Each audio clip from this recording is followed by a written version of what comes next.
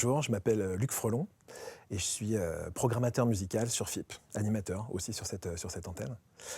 Et je me suis retrouvé embarqué là-dedans, en fait. C'est une longue histoire. La musique, ça remonte à très très loin. Et dès gamin, ado, je me faisais des playbacks dans ma chambre sur mon petit manche-disque. Je me faisais des concerts. Je me faisais des concerts à Wembley avec une raquette dans les mains et un t-shirt sur la tête avant d'avoir les cheveux longs. Parce que les cheveux longs ne sont pas venus tout de suite. Ils ont été coupés depuis. Et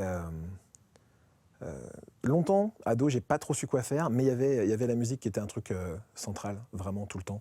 Et dès que j'ai commencé à m'acheter des disques, en fait, un besoin de découverte insatiable. Quand on a commencé à s'acheter des disques avec mes potes vers 13-14 ans, donc c'était les premiers CD, enfin ça faisait quelques années que c'était là, mais il y avait encore des cassettes, tout ça. Et ça m'arrivait d'acheter 2 cassettes plutôt qu'un disque pour avoir encore plus de musique. Puis après, on se copiait les uns les autres les trucs. Il y avait toujours ce besoin de découvrir, de faire découvrir. On se faisait des compiles aussi, les uns les autres. On se faisait après des compiles pour la voiture.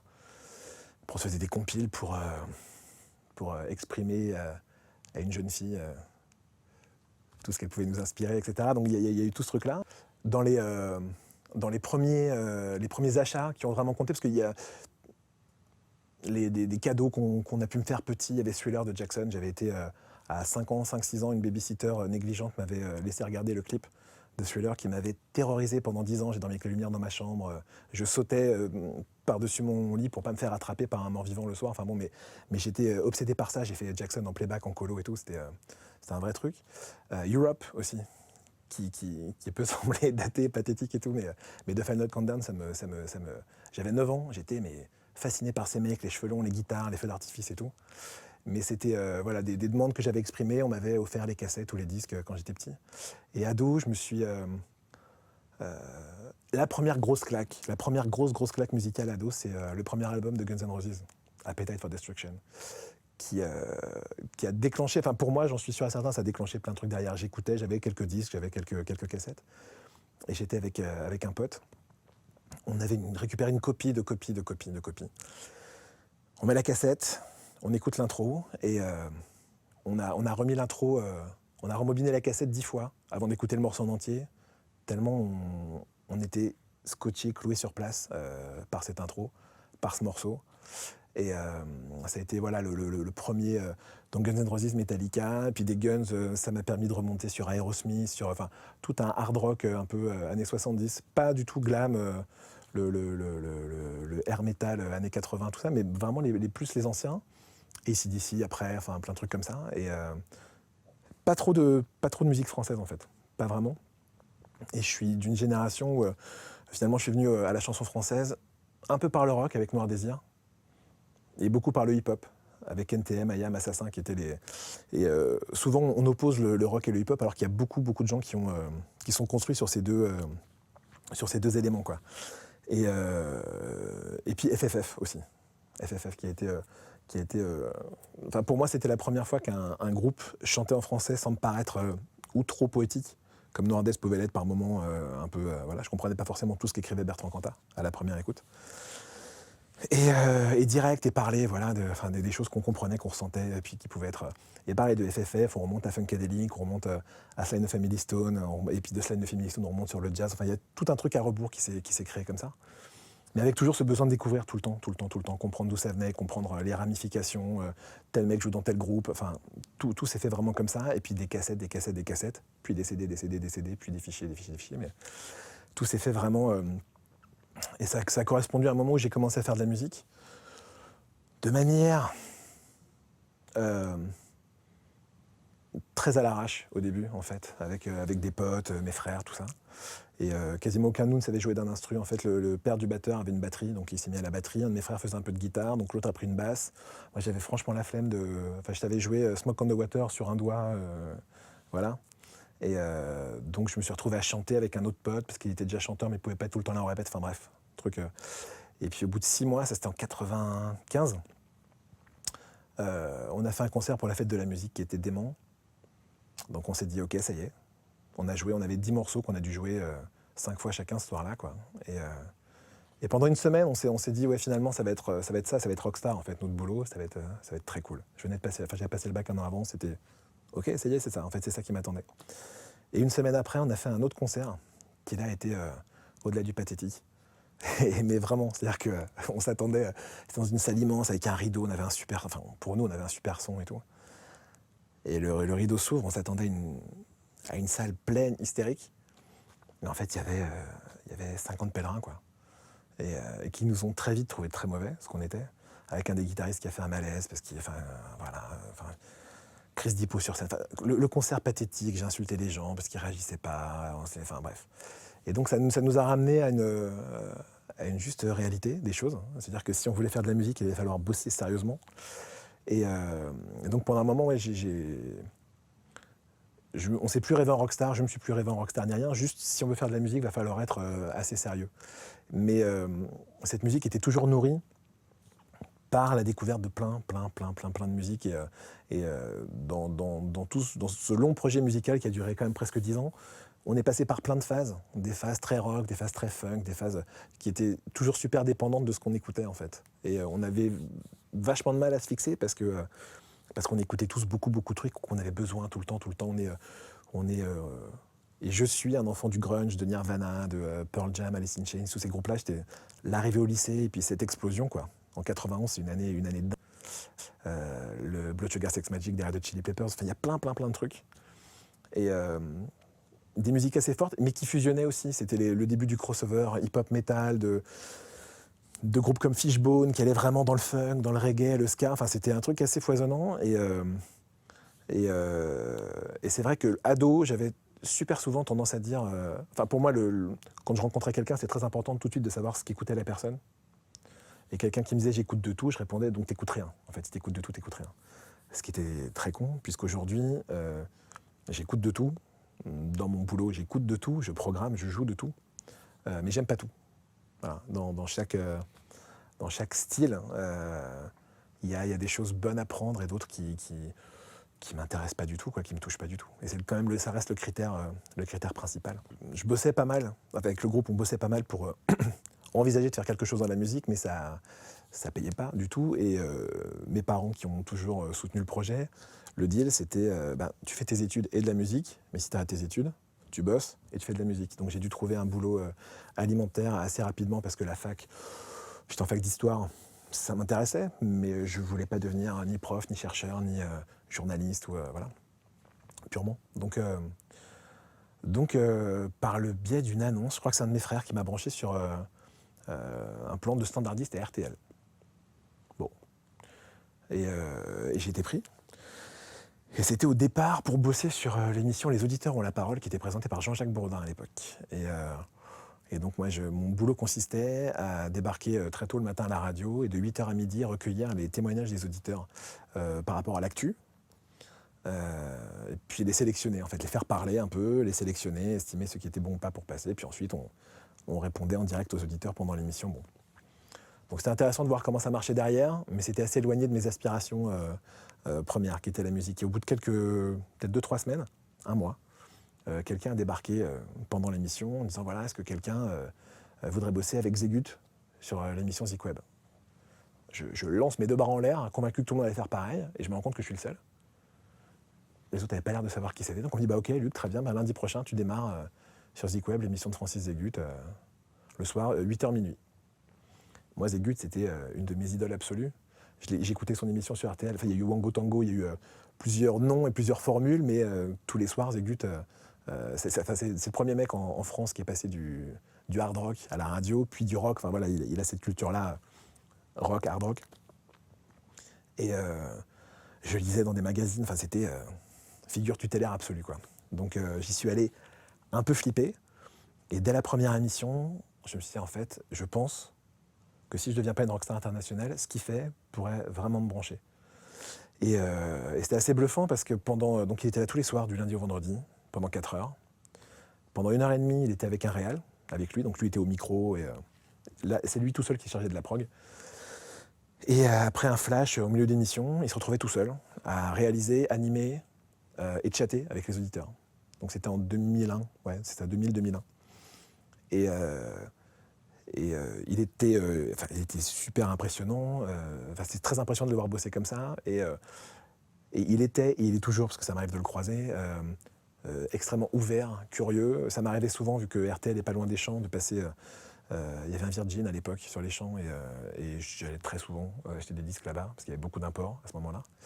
Et j'ai débarqué à la radio 1 heure avant l'émission. Il me dit: ah, qu'est-ce que t'as pris? Ah, t'as trouvé ça? Ah, bah, je le joue ce soir, ça te dérange pas? Enfin bon, il pouvait taper dans des disques que je venais d'acheter parce que je le connais pas celui-là, tiens, on va le jouer. Enfin, c'était assez dingue, quoi. Et puis ça s'est arrêté parce que c'est des boulots étudiants qui ont pas. On n'a pas vocation à devenir le standardiste attitré d'une émission qui est reconduite ou pas l'année suivante, bref. Et donc j'étais aussi encore à la fac à ce moment-là, pour pas partir à l'armée, c'était la technique. Et puis j'essayais de... J'avais réussi, je pensais avoir réussi à truander, j'étais en maîtrise d'histoire et je voulais bosser sur la presse musicale en France. Je me dis c'est un bon moyen de se rapprocher de la musique. Et on m'avait dit ok si c'est des Inrock. Bon, j'ai dit ok, j'étais pas un grand lecteur des Inrock à l'époque, mais pourquoi pas. Le problème c'est qu'à l'époque j'ai jamais pu j'ai jamais pu être reçu par qui que ce soit des Inrock. Chose dont j'ai pu m'expliquer avec eux quelques années après quand j'ai commencé à les connaître un peu. Mais j'avais juste une petite connexion qui était la fille d'une ancienne prof d'anglais qui, à Radio France, peut-être sur Culture ou je sais plus, avait une chronique dans une émission dans laquelle intervenait de temps en temps un journaliste des Inrock. Et je la rencontre pour discuter de ça et de la possibilité de rencontrer ce gars-là. Et après 1 heure, elle me dit: mais t'as pas l'air super motivé par ta maîtrise, quoi. Et je dis: non, moi je le fais parce que j'ai pas le choix, mais je m'en fous complètement. Moi moi mon truc c'est la musique, quoi. Idéalement en jouant, en vivant. Mais je me rends compte de ce que ça représente, donc je suis complètement investi dedans. Mais que ça soit sur un label, en tant que tourneur, sur une radio, ça serait voilà, quoi. Je lui raconte l'expérience avec Zégut et je dis bon, toi qui es à Radio France, t'as pas une porte d'entrée? Elle me dit: écoute, je peux juste te donner le nom de la personne qui s'occupe de placer des standardistes à FIP, parce que je sais que de temps en temps ils renouvellent. Donc bon, j'envoie une candidature spontanée à FIP. En septembre 2000. Aucune réponse, rien. Donc là, à ce moment-là, j'ai bossé dans un magasin de jouets, j'ai fait des inventaires en pharmacie, j'ai fait toutes sortes de trucs. Parce que j'étais parti un peu fâché d'RTL avec les gens qui recrutaient les standardistes. Et puis, début janvier, je reçois un coup de fil me disant: voilà, on te prend pour 3 mois au standard de FIP, tu commences la semaine prochaine. Voilà, quoi, c'est rendez-vous tel jour, telle heure. Je débarque au standard de FIP. On m'annonce que je finis à 19h30. Je dis que c'est pas possible parce que j'ai une balance à 18h ce jour-là, parce que j'avais un concert le soir même. Donc ça posait des trucs. Et je me suis retrouvé en janvier 2001, donc au standard de FIP, à faire des journées de 8h à 19h ou de 8h30 à 19h30, en écoutant l'antenne de FIP toute la journée. Donc pour pouvoir répondre aux auditeurs et leur dire ce qui passait. C'était en 2001, donc Internet balbutiait quand même encore pas mal. Il fallait aussi rentrer le programme du Jazz à FIP de la veille sur le Minitel. Donc moi ça me paraissait déjà un peu désuet le Minitel, mais bon, il y avait encore ça à faire. Et quand un morceau, il y avait un tube FIP passait, on pouvait répondre au téléphone pendant 3/4 d'heure, pendant 3/4 d'heure donner la référence d'un morceau, quoi. Et c'était assez dingue. Et moi qui avais vraiment une culture rock, métal, funk, on va dire, mais funk au sens P-funk, funkadélique du terme, et pas Earth, Wind & Fire par exemple, je me suis vraiment fait l'oreille, quoi, parce que j'ai fait ça pendant très longtemps. Mais assez rapidement, j'ai vu ce que faisaient les programmateurs. Et je me suis dit que ça avait l'air très cool comme boulot. Et que, à part champion du monde de foot ou rockstar, c'était potentiellement le 3e boulot qui me plairait vraiment. C'était les 3 trucs. D'abord champion du monde de foot petit, j'avais annoncé assez vite. Rockstar, je sentais que quand même bon, il y avait peut-être, j'avais peut-être pas été touché par la grâce à ce point-là, et je découvrais ce truc-là. On m'a proposé un CDI au standard assez vite, que j'ai refusé, en me disant que si je prenais ce CDI, je risquais de m'encrouter et que la passerelle serait plus difficile. Et j'ai demandé assez vite si je pouvais pas faire un essai de programmation. Donc j'ai fait une première heure qui a été assez catastrophique, parce que pour à peu près tout le monde, la première heure test qu'on fait, c'est très l'idée qu'on se fait de FIP, on veut faire un peu comme on a entendu, il n'y a pas vraiment de... Alors que ce que cherchait en tout cas le directeur des programmes à l'époque, Jean-Luc Leray, c'était des personnalités, c'était entendre que ça colle avec FIP, mais je veux quand même entendre ce que tu as dans le beat, ce que tu as à proposer, quoi. Donc ça l'a pas fait tout de suite. Et j'ai senti que ça ne servait à rien que je repropose trop vite un truc. C'était pas... Et en revanche, assez rapidement, comme je faisais de la musique et qu'à l'époque, il y avait un concert par mois, parfois 2, parfois 3 concerts FIP au Studio 105, il y avait besoin d'un régisseur pour ces concerts-là.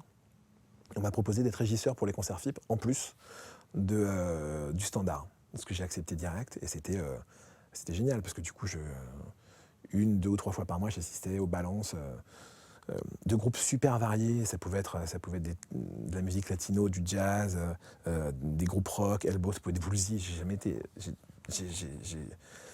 jamais été fan de Woolsey. Autant Souchon me touche, autant Woolsey, je suis toujours passé à côté. Mais ça m'a permis de voir un concert de Woolsey plutôt chouette. Et de lui dire d'ailleurs à la fin que, bien que n'étant pas fan d'habitude, j'avais trouvé ça très cool. Et je me dire, si t'aimes pas d'habitude, c'est super, je le prends, c'est vraiment un compliment. Mais j'ai adoré faire ça, Donc je me suis retrouvé régisseur sur les concerts FIP, standardiste, et j'ai refait une proposition de test de programmation, qui cette fois a eu l'air de plaire un petit peu, ce qui fait qu'on m'a proposé un premier programme de 3 heures. Parce que les programmes sur FIP, chaque programmateur fait une tranche de 3 heures. Et en fait, par semaine, chaque programmateur, on est 6. On est 6 programmateurs titulaires et 3 à 4 remplaçants réguliers. Donc c'est une grosse équipe d'une dizaine de personnes qui fabrique l'antenne musicale de FIP. Et chaque programmateur titulaire, par semaine, est censé faire 5 programmes de 3 heures, plus un jazz à FIP. Les émissions après, c'est en plus, et voilà. Mais sur la programmation, c'est 5 programmes, un jazz. 5 programmes de 3 heures. Et ce premier programme de 3 heures, j'ai dû mettre 9 heures à le faire. Parce que c'était une époque où on travaillait encore avec des CD, dans un bureau, on appelait ça une cabine, avec 15 à 20 000 disques, plus ou moins bien classés, par genre, et à devoir pour la première fois respecter un cahier des charges qui est à la fois super ouvert, avec une liberté dingue, mais des contraintes qui sont qu'il faut qu'en 1 heure, donc c'est des programmes de 3 heures, mais on les pense sur 1 heure, en tout cas pour démarrer, 3 ou 4 jazz de genres, d'époques différents, chantés, instru. Un morceau instrumental, c'est un morceau pas chanté. Donc, si j'ai mis Billie Holiday, par exemple, sur un des chantés, il va falloir que je rebascule sur un chanteur, si possible, plus récent. Je ne vais pas mettre Billie Holiday et Louis Armstrong, par exemple, dans la même heure. Ça va trop marquer dans le temps. Il faut 2 ou 3 pop-rock de styles, d'époques différentes, des morceaux de 3-4 musiques du monde. Mais si je mets justement de la salsa, l'autre séquence World sera peut-être plus, je sais pas, de la musique malienne, enfin, qui est tous ces éléments-là, 2, 3 chansons françaises, pareil, de genres d'époques différents. Si je mets Gainsbourg, je vais pas mettre Gainsbourg et Nougaro et Brassens. Je mettrai Gainsbourg, et puis même Gainsbourg, les Rita Mitsouko, ça pourrait être trop proche. Enfin, faut essayer de jouer avec toutes ces contraintes-là et que ces morceaux s'enchaînent. Parce qu'il n'y a pas de jingle sur FIP, il n'y a pas de pub. Donc, la marque de fabrique, le jingle, c'est l'enchaînement, en fait. Et un titre en appelle un autre. On ne fait pas de la prog automatisée sur FIP, c'est de la prog manuelle. On est vraiment des artisans, on fabrique ces programmes-là. Et on ne se contente pas d'empiler les titres les uns après les autres, de les enchaîner comme ça. L'enchaînement, il peut venir de plein de manières. Il peut venir sur une tonalité. Alors, j'ai beau avoir fait de la musique, quand j'entends un morceau, je ne peux pas vous dire s'il est en mi, en ré, en sol. Mais on entend quand on enchaîne 2 titres si c'est la même tonalité. Ça peut être sur un tempo, ça peut être sur un son, ça peut être sur un sample. On peut jouer un morceau dont est tiré le sample du morceau qui suit, ou à l'inverse. Ça peut être une reprise et puis l'original, ou une reprise et puis... Il y a énormément de manières d'envisager. Ça peut être sur un mot aussi, sur un texte. Après, avec le danger de faire un marabout bout de ficelle qui peut être un peu pénible. Mais tous ces enchaînements sont possibles. Avec aussi cette autre contrainte qu'il faut aussi parfois savoir casser.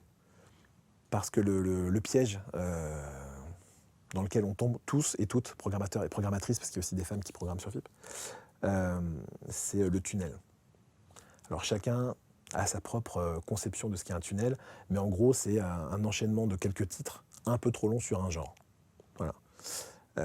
Et on tombe dedans parce qu'on est sur une séquence qui nous plaît, qu'on se dit encore un petit, encore un petit, encore un petit, et voilà, c'est l'écueil principal.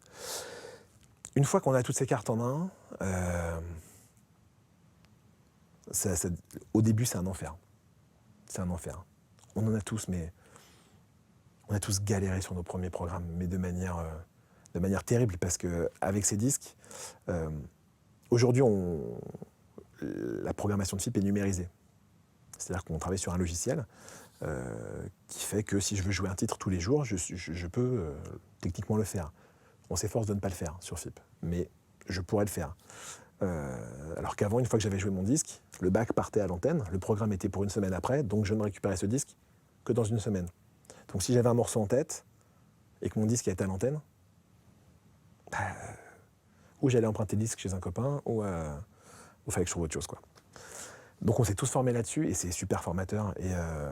Et moi, là où j'ai vraiment galéré, c'était sur le jazz, par exemple, où c'était pas mal d'avoir passé 2-3 ans au standard pour me faire un peu l'oreille. Mais une fois que j'avais programmé les 20-30 jazzmen que je connaissais, c'était vraiment galère. Donc là, du coup, faut écouter. À côté de ça, moi, j'ai toujours continué à acheter énormément de disques et à me nourrir à l'extérieur, mais on est abreuvé pour faire ces programmes de disques qu'on reçoit absolument tous les jours. Une grosse partie de notre boulot, et ça devrait même être la partie centrale de ce boulot, c'est l'écoute, le temps d'écoute. Et on en manque presque, en fait, parce qu'on a beau entendre partout que c'est la crise du disque, c'est vrai, c'est la crise du disque, ça vend beaucoup moins de disques, mais c'est pas la crise de la production. Et il y a des trucs dingues qui sortent de partout, il y a plein de petits labels, de micro-labels, d'autoprod qui débarquent, et on reçoit, je sais pas, les grosses semaines, ça peut aller jusqu'à 200 disques dans la semaine. Comme on joue de tout sur FIP, de tout.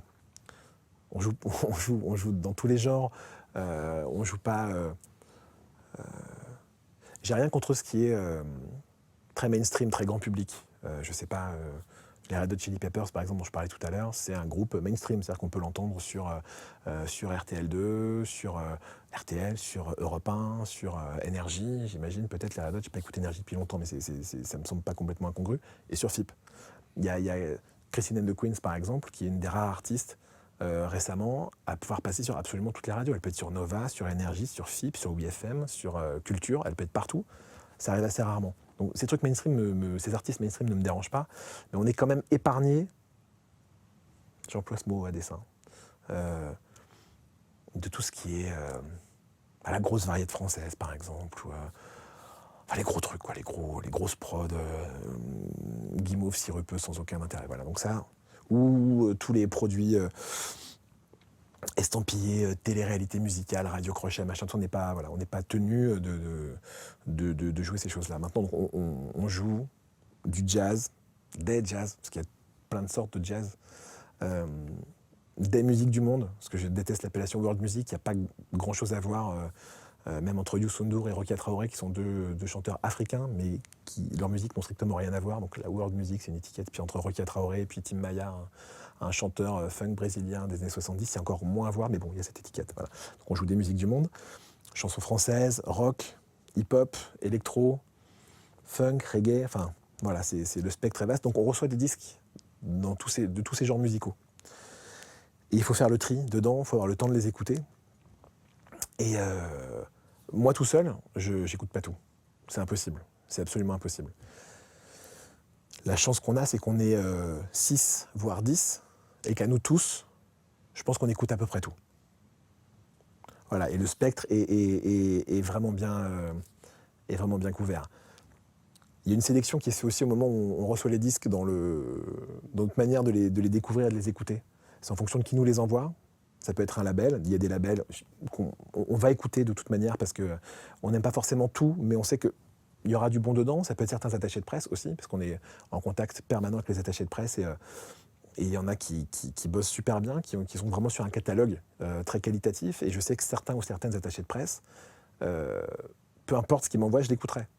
Ce qui ne veut pas dire que j'aimerais forcément, mais je l'écouterai. Donc il y a une première sélection qui se fait comme ça, et après sur ce qu'on ne connaît pas, des autoprods ou des micro-labels, la sélection, elle est terrible, mais ça va se faire à la pochette, ça va se faire... et dans 99% des cas, réellement, on se plante pas. Sur une pochette, on voit le truc arriver, on se dit ça va être très problématique. Bon, on verra plus tard, mais bon. Si vraiment un jour on a le temps, on finit par l'écouter et on se dit bon j'ai bien fait de voilà. Mais il y a ce temps d'écoute qui est considérable. Et dans chaque programme, je vous disais qu'il fallait des époques et des genres différents, quel que soit le style abordé. Il faut aussi piocher dans ce back catalogue, enfin dans ces archives qui sont considérables et qui sont presque sans limite en fait. Parce qu'on bosse en fait avec la discothèque centrale de Radio France qui a été pour une grande partie numérisée. Tout n'a pas été numérisé, mais on peut faire des demandes régulières. Moi, ça m'arrive souvent de demander des achats ou des numérisations à cette discothèque. Et tous les disques qu'on reçoit et qu'on a aimés, on les fait numériser aussi. Donc on alimente en permanence cette base de données et on pioche dedans. Et voilà quoi, si je veux, je sais pas, jouer un Led Zepp ou un vieux Hendrix, voilà, je sais pas, j'ai fait numériser un coffret d'Hendrix avec des instrus rares, machin, c'est dedans, je peux aller choper une version instrumentale de Little Wing de 7 minutes et la jouer, quoi, si j'ai envie de le faire. Ça, c'est le canevas en fait, de la prog de FIP et c'est ce qui alimente l'antenne quotidiennement, tous les jours, toute l'année, tout le temps. Et c'est un boulot absolument fantastique, c'est effectivement le boulot programmation et animation qui sont vraiment les deux choses dans lesquelles je m'épanouis complètement. Avec, pour ce qui concerne la programmation, quelque chose qui impacte forcément la prog, c'est même pas forcément le mood ou l'humeur dans laquelle on est, c'est que certains jours, ça va s'enchaîner de manière assez magique. Un titre va en appeler un autre, et ça va être... voilà, on a l'impression de partir sur des artistes qu'on n'a jamais joués, ou peu joués, où on redécouvre des trucs, et d'autres fois, c'est l'enfer. Ça arrive que certains jours, ça peut arriver de faire 2 programmes facilement. Et certains jours, faire 1 heure de programme, c'est un enfer complet parce que tout est laborieux, parce que rien s'enchaîne, parce qu'on n'est pas dedans. Mais ça peut être une journée où je suis en pleine forme et de super bonne humeur, mais juste, c'est un truc... Enfin, ça reste quelque chose d'artistique, en fait, cette fabrication de programme, vraiment. Et certaines fois, ça le fait pas, quoi. Et là, c'est très, très, très, très long. C'est très long parce que, on rame, c'est subi, et on a l'impression, à la réécoute de ce programme, on se revoit buter sur... alors, j'espère qu'à l'antenne, ça ne se ressent pas sur ces programmes-là, mais ça peut être super pénible, ou bien quand on est dans une phase d'écoute et que y a rien de... Voilà, quoi. Il peut y avoir des phases comme ça où il n'y a pas cette magie-là, quoi. Ce boulot peut être complètement magique, prenant mais dans le bon sens du terme, ou au contraire quand on n'y arrive pas sur un prog, on se mange des murs, quoi. Ça ne colle pas, rien ne va, et si on a le bonheur d'avoir un enchaînement qui colle à peu près, le titre a été programmé par un pote le même jour, donc c'est assez compliqué, quoi. Moi, je sais que je suis nourri vraiment par ce besoin de découverte en permanence de musique. C'est viscéral. J'ai besoin. Je ne peux pas rentrer dans un disquaire sans sortir avec quelque chose. Je continue à lire de la presse musicale et surtout des magazines comme New Noise ou Magic, qui sont des magazines un peu de niche, de geek, de pop ou de musique extrême, que ce soit hip-hop ou machin. Je peux lire l'interview d'un groupe de black metal norvégien que j'écouterai jamais, mais je trouve génial qu'un magazine se penche là-dessus. J'ai besoin d'assouvir ce besoin-là, et la prog me permet vraiment de le faire. C'est corrélé aussi avec l'animation, parce que dans les émissions que j'ai pu présenter, que ce soit Dit 33, l'émission de vinyle, que ce soit Sous les jupes de FIP, que ce soit même les Jazz à FIP toutes les semaines, ces émissions sont nourries par la prog et viennent ensuite nourrir nos programmes aussi par les morceaux qu'on a fait découvrir dedans, et c'est quelque chose de... Il y a un vrai truc de vase communicant dans ces trucs-là. Par ailleurs, depuis quelques années, je mixe aussi. Alors, je ne suis pas un DJ, je ne suis pas un scratcher, tout ça, je suis ce que les Anglais appellent un DJ selector. Je passe des disques, mais c'est quelque chose aussi qui permet de jouer d'autres morceaux, d'autres choses d'une autre manière, et ça vient aussi se compléter. Alors je compte pas du tout en faire mon gagne-pain, c'est vraiment un truc à côté, mais qui nourrit vachement aussi, et c'est d'autres échanges avec d'autres DJ, avec d'autres gens, et c'est très chouette. La suite, La suite, moi j'aime la radio, c'est un média que j'adore, déjà parce qu'on ne nous voit pas. Et ça, ça laisse une part d'imaginaire complètement dingue, et tout passe par la voix et par la musique. En tout cas sur FIP, il y a une vraie intention là-dedans. Et après, je pense en plus sur d'autres médias, presse écrite, c'est super compliqué. Je pense pas que j'ai, quand je lis certains papiers, je pense vraiment pas avoir le talent pour écrire comme ça sur la musique. En télé, il y a tellement peu de place pour la musique, et même les émissions comme il y avait One Shot Note que faisait Manu Katché, qui était une super émission, ou l'album de la semaine sur Canal+, qui semble disparaître, et Saulnier qui a fait un boulot de dingue, il s'occupait déjà de la musique sur Nulle part ailleurs. Enfin, ça se réduit, donc je vois pas trop, mais j'aimerais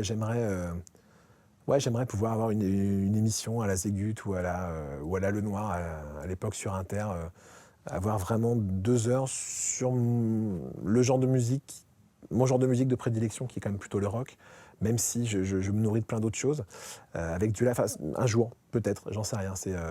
Voilà, ça pourrait être la suite envisagée, mais en tout cas, j'envisage pas de lâcher la prog pour l'instant, quoi.